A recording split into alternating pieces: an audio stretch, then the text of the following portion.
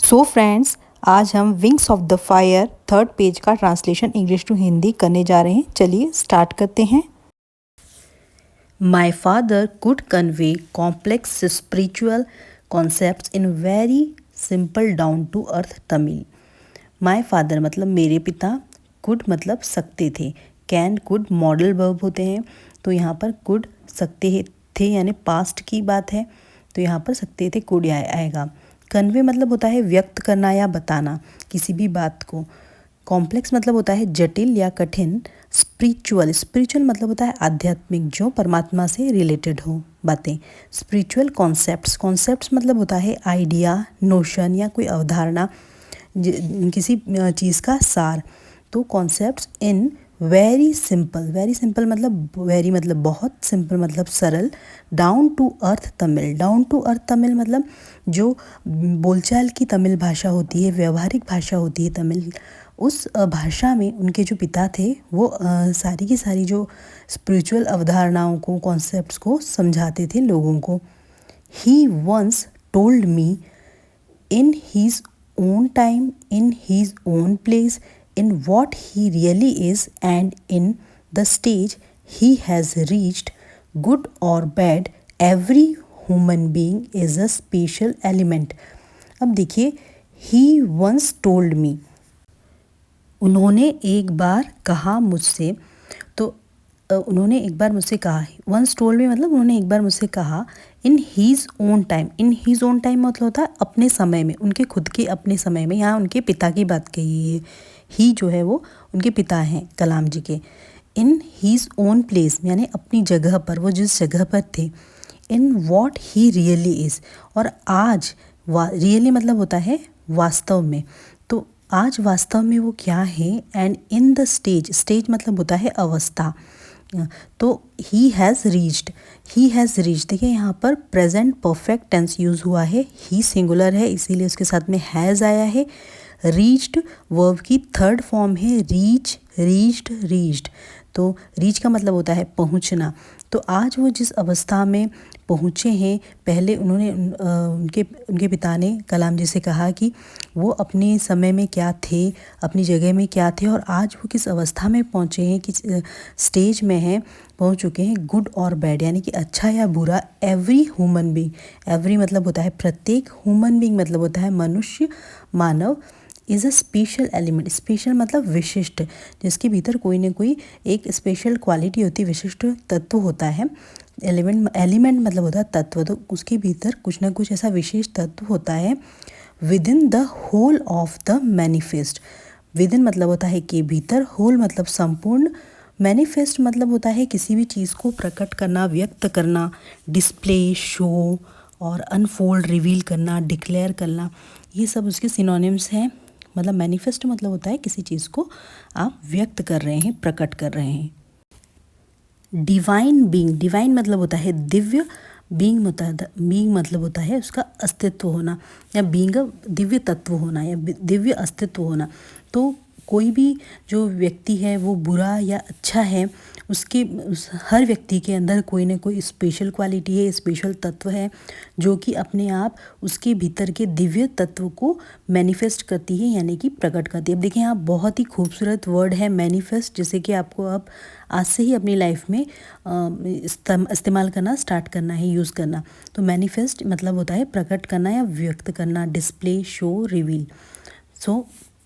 So why we afraid of difficulties, sufferings and problems?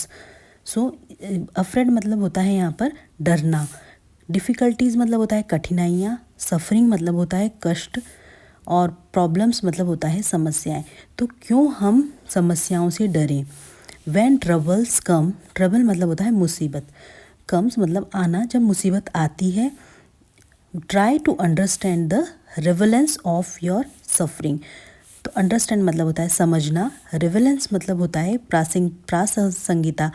प्रासंगिकता यानी कि योग्यता या उसकी क्या एबिलिटी है, उसके अंदर क्या किस कारण से वो चीज़ आई है। योर सफरिंग्स मतलब योर मतलब तुम्हारे, सफरिंग मतलब कष्ट, तो वो कष्ट क्यों हुआ आया है उस चीज़ को समझने की हमें कोशिश करना है। अब देखिए बहुत ही सुंदर यहाँ पर वोकैबलरी है एडवर्सिटी। एडवर्सिटी मतलब होता है एक डिफ़िकल्ट सिचुएशन, बैड लक या आपका आपदा होना या दुर्भाग्य, मुसीबत, अनप्लीजेंट सिचुएशन, मिसफॉर्च्यून, ये सारे के सारे एडवर्सिटी के क्या हैं, सिनोनिम्स हैं। तो एडवर्सिटी मतलब होता है डिफ़िकल्ट सिचुएशन, आपदा, दुर्भाग्य या मुसीबत। सो एडवर्सिटी ऑलवेज, ऑलवेज मतलब होता है हमेशा, प्रेजेंट्स मतलब प्रस्तुत करती है, अपॉर्चुनिटी, अपॉर्चुनिटी मतलब होता है अवसर, किसी भी चीज़ का आपको अवसर मिलता है। और फॉर इंट्रोस्पेक्शन, इंट्रोस्पेक्शन मतलब होता है आत्मनिरीक्षण, इंट्रोस्पेक्शन। तो adversity always present opportunity for introspection. तो जो भी के पास में कोई मुसीबत आती है तो आपको हमेशा कोई ना कोई अपना आपका आत्मनिरीक्षण करने के लिए, इंट्रोस्पेक्शन करने के लिए आपको अवसर ज़रूर प्रदान करती है। तो पूरा सेंटेंस का ट्रांसलेशन होगा, मेरे पिता जटिल आध्यात्मिक अवधारणाओं को बहुत अच्छे से सरल व्यावहारिक तमिल भाषा में व्यक्त कर सकते थे। स्पिरिचुअल कॉन्सेप्ट को बहुत अच्छे से समझाते थे वो, और अपने समय में, अपनी जगह में वो वास्तव में क्या है और अब किस अवस्था में है, पहुंच गए हैं, अच्छा या बुरा। हर एक मनुष्य के भीतर कोई ना कोई एक दिव्य अस्तित्व होता है और दिव्य तत्व होता है। सो मुसीबतों से हमें, कठिनाइयों से बिल्कुल भी नहीं डरना चाहिए।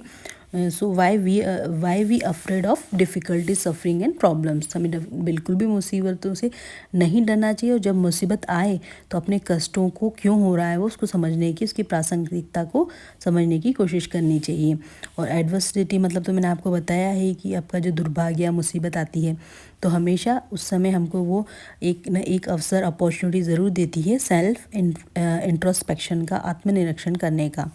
तो ये है इसका ट्रांसलेशन। चलिए आगे बढ़ते हैं। Why don't you say this to the people who come to you for help and advice. Why मतलब होता है क्यों, डोंट मतलब नहीं, यू मतलब तुम, से मतलब कहना, दिस मतलब ये। पीपल इसे कैसे प्रोनाउंस करेंगे, पीपल, पीपल मतलब लोगों की बात कही गई है। हु मतलब जो, कम मतलब आते, टू यू तुम्हारे पास आते हैं, मतलब पिताजी के, उनके पिताजी के पास आते थे। किसके लिए, फॉर हेल्प, हेल्प मतलब मदद, एडवाइस मतलब सलाह। तो तुम अपने उन लोगों को इस बारे में क्यों नहीं कहते जो तुम्हारे पास में मदद और सलाह के लिए आते हैं, ऐसा कलाम जी ने उनके पिताजी से कहा। I asked my father, I asked मतलब आई यहाँ पर कलाम जी की बात कही गई है, और माई फादर मतलब कलाम जी के पिताजी। तो ही पुट हीज हैंड्स, ही यहाँ पर किसकी बात है, कलाम जी के पिताजी। कलाम जी के पिताजी ने हीज उनका खुद का हाथ, हैंड किसके ऊपर रखा, on my shoulders. On my shoulder मतलब कलाम जी के कंधों पर रखा, शोल्डर मतलब होता है कंधे, कंधों पर रखा। एंड लुक्ड, लुक्ड मतलब देखना होता है, स्ट्रेट इनटू माई आइज, और कलाम जी की आंखों में सीधे देखा। फॉर क्वाइट सम टाइम, और काफ़ी, क्वाइट मतलब होता है काफ़ी, टाइम मतलब समय, काफ़ी देर तक या कुछ समय तक उन्हें, ही सैड नथिंग, ही सैड, सैड यहाँ पर मतलब बोलना होता है, कहना होता है, से सैड, सैड वर्ब की सेकेंड फॉर्म आई है। तो उन्होंने, कलाम जी के पिताजी ने बहुत समय तक उनकी आंखों में देखा और उनके कंधे पे हाथ रखा और काफ़ी समय तक कुछ नहीं कहा। एज इफ़ मतलब होता है जैसे कि, he was judging, he was judging, यहाँ पे देखिए वॉज मतलब होता है रहे थे, ये हेल्पिंग वर्ब होती है, was verb, is, am, are. तो यहाँ पर वॉज वर्ब जो होता है पास्ट टेंस के लिए यूज़ होता है, ही आया है इसलिए यहाँ पे सिंगुलर है, इसीलिए यहाँ पे वॉज आया है। जजिंग मतलब आंकलन कर रहे हैं, उन्हें पहचान, उनको सोच रहे हैं, उनका क्या मतलब उनको जज कर रहे हैं, उनको आंकलन कर रहे हैं कि कलाम जी को, कि माई कैपेसिटी मतलब कलाम जी की कैपेसिटी यानी उनकी क्षमता, उनकी क्या क्षमता है उसका आंकलन कर रहे हैं जैसे उनके पिता। कंप्रेंड, कंप्रेंड मतलब होता है ग्रास्प या किसी को अंडरस्टैंड करना, किसी को समझना। हीज वर्ड्स उनके शब्दों को। देन ही आंसर्ड, और उसके बाद उन्होंने उत्तर दिया, आंसर्ड मतलब उत्तर दिया। इन द लो धीमी, डीप मतलब गहरी, वॉइस मतलब आवाज़, उसके बाद उन्होंने आंसर दिया एक धीमी गहरी आवाज़ में। His answer filled me with a strange energy and enthusiasm, मतलब हीज मतलब उनके कलाम जी के पिताजी ने जो जवाब दिया, फील्डेड, फील्डेड मतलब भर जाना या भर दिया, किस चीज़ से भर दिया, एक अजीब, स्ट्रेंज मतलब होता है एक अजीब, और एनर्जी मतलब होता है ऊर्जा या शक्ति। एक अजीब ही उनके जवाब में एक ऊर्जा थी, शक्ति थी और जोश था। एंथुजियाज़म मतलब होता है जोश या उत्साह होना। तो उनकी जो आंसर में एक अजीब ऊर्जा थी, शक्ति थी और जोश और उत्साह से उन्होंने उनके पिताजी के जवाब ने कलाम जी को भर दिया। तो कॉम्प्रेंस यहाँ देखिए, कॉम्प्रेंस का बहुत ही सुंदर कॉम्प्रेंड का बहुत ही सुंदर मीनिंग है कि उनका मीनिंग है अंडरस्टैंड, ग्रास्प, किसी चीज़ को कितना आप समझ पाते हैं, किसे ग्रास्प मेंटली आप कितना उसे समझ पा रहे हैं, टेक इन, कितना आप बूझ पा रहे हैं, समझ पा रहे हैं। तो अपनी डेली लाइफ में इस वर्ड को भी आप ज़रूर इनकॉर्पोरेट करें। आइए पूरा ट्रांसलेशन होगा। आप यह बात उन लोगों से क्यों नहीं कहते हो जो आपके पास मदद की और सलाह के लिए आते हैं? मैंने अपने पिताजी से पूछा। कलाम जी ने उनके पिताजी से पूछा। उन्होंने मेरे कंधे के ऊपर हाथ रखा और सीधे मेरी आंखों में देखा। काफ़ी देर तक उन्होंने कुछ भी नहीं कहा, जैसे कि वो मेरे शब्दों को समझने की मेरी क्षमता का आकलन कर रहे हों। फिर उन्होंने धीमी गहरी आवाज़ में उत्तर दिया। उनके जवाब ने मुझे एक अजीब ऊर्जा और उत्साह से भर दिया। Whenever human beings find themselves alone as a natural reaction, they start looking for company. अब देखिए whenever का मीनिंग होता है यहाँ पर जब, कभी भी या जब भी। ह्यूमन मतलब होता है, ह्यूमन बीइंग मतलब होता है मानव। फाइंड मतलब होता है पाना। themselves यहाँ पर खुद को, स्वयं के लिए है। अलोन मतलब होता है अकेला। एज ए मतलब होता है तो। नेचुरल मतलब स्वाभाविक, कोई भी चीज़ नेचुरल होती है उसे स्वाभाविक कहते हैं। रिएक्शन मतलब होता है प्रतिक्रिया। दे स्टार्ट, वे शुरू, स्टार्ट मतलब शुरू। Looking for company, looking for मतलब होता है, ये एक सेंटेंस स्टार्टर की तरह भी आप यूज़ कर सकते हैं। जैसे कि लुकिंग फॉर बहुत ही सुंदर है, इसका जो यूज़ है आप इसे आज से ही अपनी डेली लाइफ में इनकॉर्पोरेट करना स्टार्ट करें, क्योंकि ये मैं आपको इसका यूज़ बताती हूँ ये किस तरीके से सेंटेंस स्टार्टर की तरह यूज़ होता है। लुकिंग फॉर मतलब होता है सर्चिंग फॉर या कुछ ढूंढने के लिए।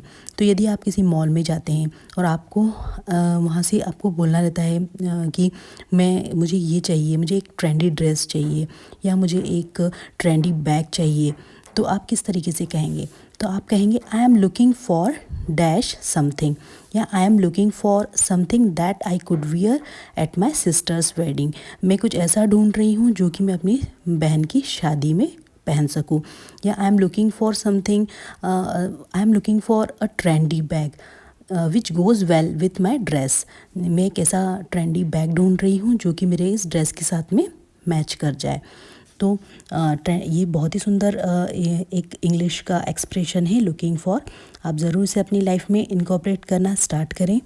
लुकिंग फॉर कंपनी, कंपनी मतलब होता है साथी या कंपेनियन, या किसी का भी प्रेजेंस को हम कहते हैं कंपनी, कि उसे किसी का साथ चाहिए। तो जब कभी भी जो मनुष्य है वो खुद जब अकेला होता है या अपने आप को अकेला महसूस करता है, तो वो क्या ढूंढने लगता है, एक कोई ना कोई उसका नेचुरल रिएक्शन है कि वो किसी न किसी का साथ ढूंढने लगता है।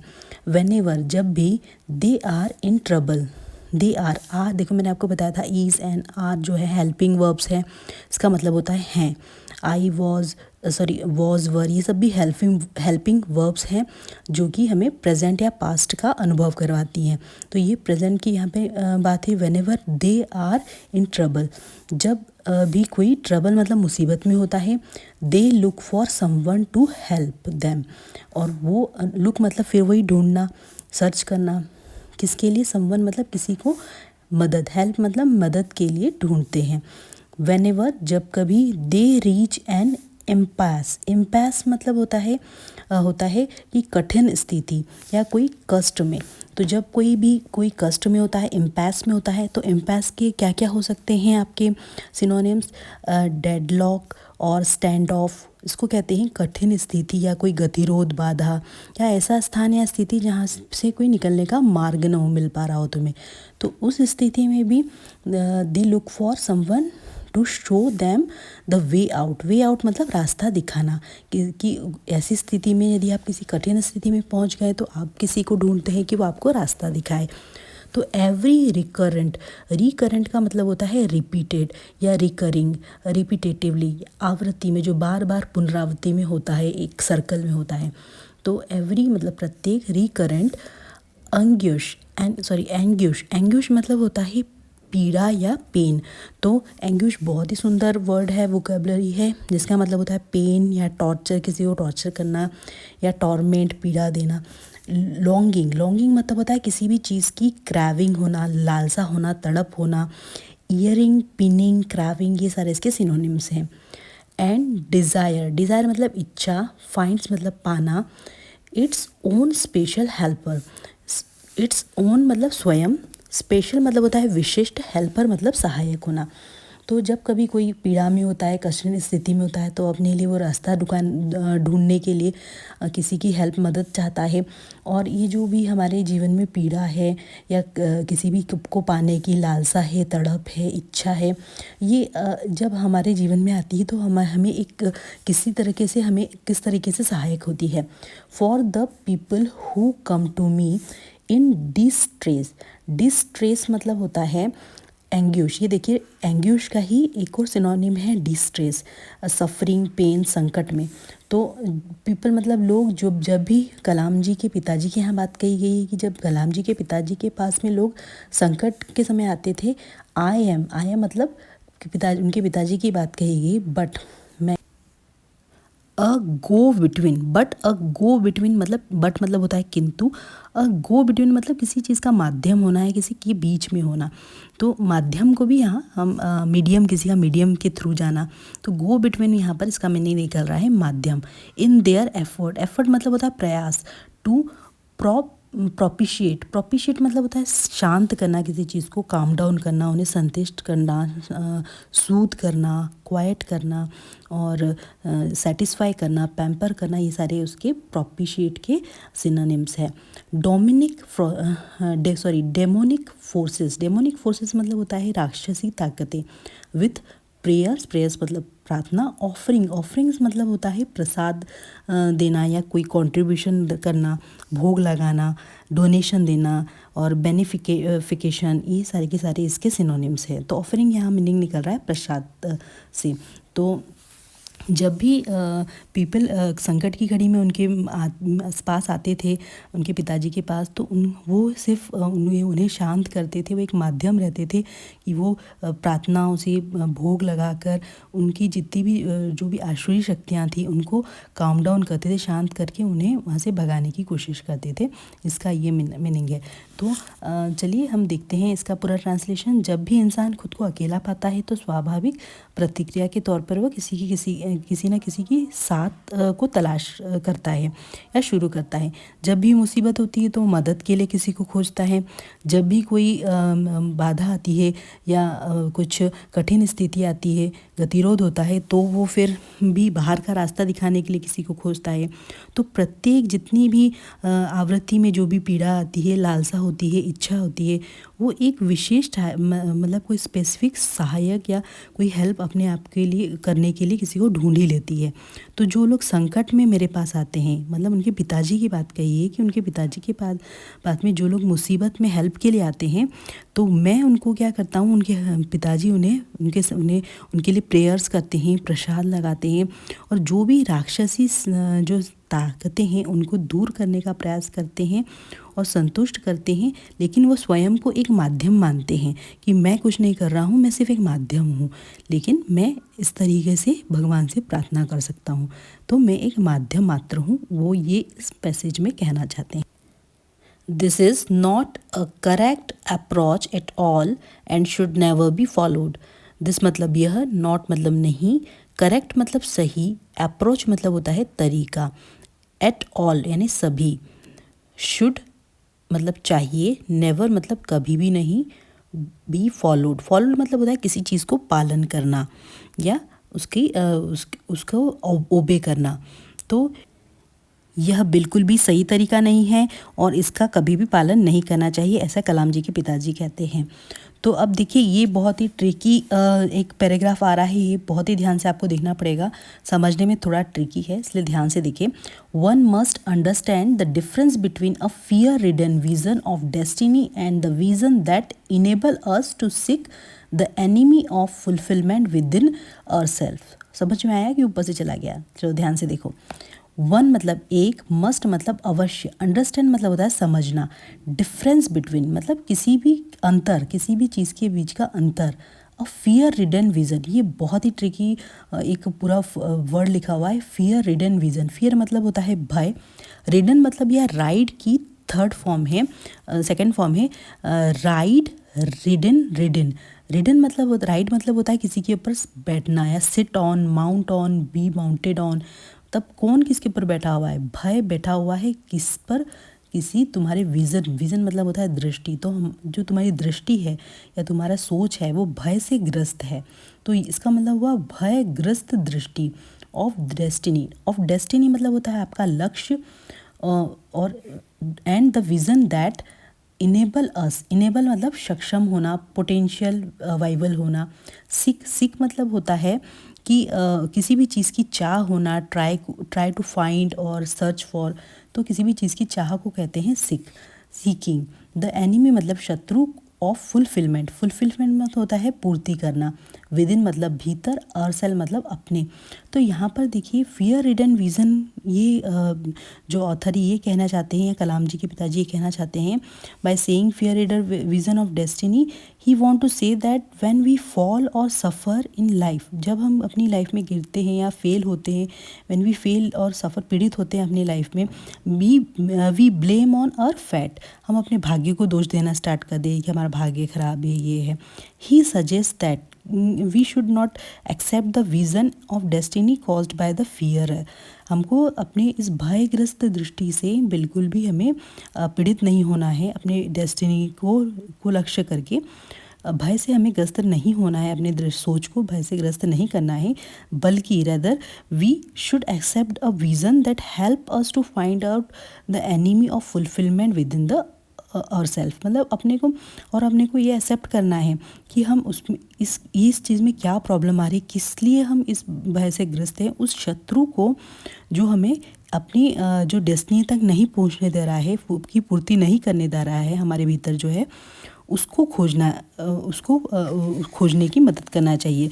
तो इसका पूरा का पूरा ट्रांसलेशन होगा कि व्यक्ति को जो भी भय से ग्रस्त दृष्टि या उस दृष्टि के बीच का अंतर को समझना चाहिए, जो अपने भीतर जो भी उसकी पूर्णता है, उसके फुलफिलमेंट का दुश्मन है, उसको सक्षम करना है, उसको ढूंढने की, उसकी तलाश करनी है आपको, और अपने सक्षम उस चीज़ में अपने को सक्षम बनाना है, इनेबल बनाना है। तो यहाँ पे दो चीज़ें देखिए, एक भयग्रस्त दृष्टि है और एक है जो कुछ ढूंढ रही है उस शत्रु को, जो कि आपको आगे बढ़ने नहीं दे रही, उस शत्रु को कैसे हटाना है और अपनी लाइफ में आगे बढ़ना है लक्ष्य की और फुलफिलमेंट की और। तो ये उस बीच के डिफरेंस को हमको समझना है, ये ऑथर या कलाम जी के जो पिताजी हैं वो कहना चाहते हैं। सो फ्रेंड्स, ये सारी की सारी वोकैबलरी को एक कॉपी पेन में लेकर नोट करें और इसे अपनी डेली लाइफ में इनकॉर्पोरेट करना स्टार्ट करें, नहीं तो कुछ भी सीखने का मीनिंग नहीं है। वीडियो थोड़ी लंबी हो गई है, लंबी होना लाजमी है क्योंकि हम सीख रहे हैं और इस तरह की वीडियो जो होती है वो लंबी होती ही है। तो प्लीज़ आप इसे सब नोट करें। और सो फ्रेंड्स, कैसी लगी आपको ये वीडियो? आप देखिए, एक सिर्फ पेज पढ़कर हमने कितनी सारी वोकैबलरी सीखी, इंग्लिश एक्सप्रेशन सीखे, ईडियम, फ्रेजल वर्ब सीखे। और फ्रेंड्स, हम इस बात का रोना रोते रहते हैं कि हमारे पास में तो वोकैबलरी नहीं, हम वोकैबलरी कैसे सीखें? तो सिर्फ वोकैबलरी आप सीख सकते हैं बुक रीडिंग से। और ये वाली बुक तो मैंने आपको बताया है बहुत ही बढ़िया है इंग्लिश लर्निंग जर्नी में और बहुत ही वैल्यू ऐड करने वाली है। सो फ्रेंड्स, एक प्रोवर्ब भी है कि slow and steady wins the race, जो निरंतर और धीरे चलते हुए हम किसी भी रेस को जीत सकते हैं। और आप भी मेरे साथ में इस रेस को जीतने वाले हैं, ये बिल्कुल फॉर श्योर है, क्योंकि हम एक ऐसे कांस्टेंट और एक बढ़िया तरीके से स्टडी कर रहे हैं। तो इसमें कोई डाउट की बात ही नहीं है कि आप अपनी सफलता को नहीं पाएंगे। सो फ्रेंड्स, मेरे साथ इस तरीके से बने रहें और मेरे चैनल को सब्सक्राइब करना बिल्कुल भी ना भूलें। और फ्रेंड्स, यदि if this video add any value in your English learning journey, please do subscribe my channel. मेरे चैनल को सब्सक्राइब करें और बेल आइकन को ज़रूर प्रेस करें। सो फ्रेंड्स, मैं ये जो जितनी भी वोकैबलरी मैं आपको पढ़ा रही हूँ, इसको सीखने का सिर्फ एक ही बहुत अच्छा तरीका है कि आप मेरे साथ में वीडियो देखें और अपनी पास में एक नोटबुक ज़रूर रखें और उन सारी वोकैबलरी को, इडियोमेटिक एक्सप्रेशन को, फ्रेजल वर्ब को उसमें नोट डाउन करें और अपनी डेली लाइफ में से इनकॉर्पोरेट करना धीरे धीरे स्टार्ट करें। तभी इस वीडियो को देखने का मीनिंग है, नहीं तो कोई मीनिंग नहीं है देखने का। सो फ्रेंड्स, जब तक आप इसको अपनी डेली लाइफ में इनकॉर्पोरेट नहीं करेंगे, आप इंग्लिश लर्निंग जर्नी में आगे नहीं बढ़ पाएंगे। सो फ्रेंड्स, मेरे साथ बने रहें और मेरे चैनल को सब्सक्राइब करें। Keep learning, keep watching, keep growing. So friends, thanks for watching my videos. Thank you very much.